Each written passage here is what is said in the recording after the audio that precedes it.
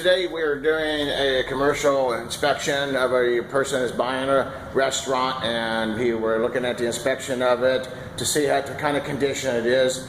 We're just basically going to work on show some of the electrical issues. There's a ton of electrical issues here happening, really bad. But you know, I'm going to show you some of the stuff that's real quick and easy. But like, my outlet is not even flush. Okay, this is out here for the public, you know, to have access to.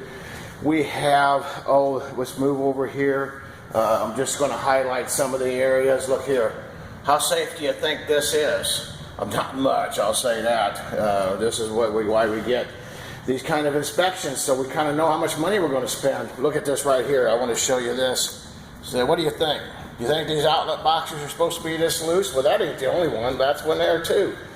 So these are some pretty good issues that are happening that is going to cost some money. We got, of course, some damaged walls and things, and we'll probably do some other videos on this. Here is our oven hood, and only half of it's working, so that's not good.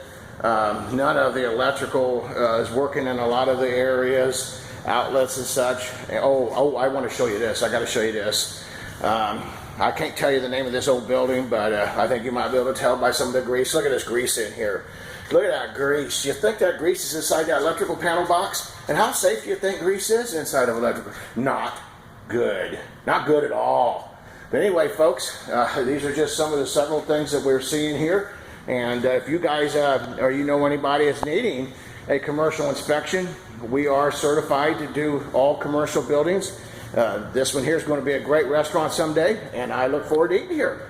Thank you, folks. Have a great day. Call us, Galloway Building Services. You want to find out why we are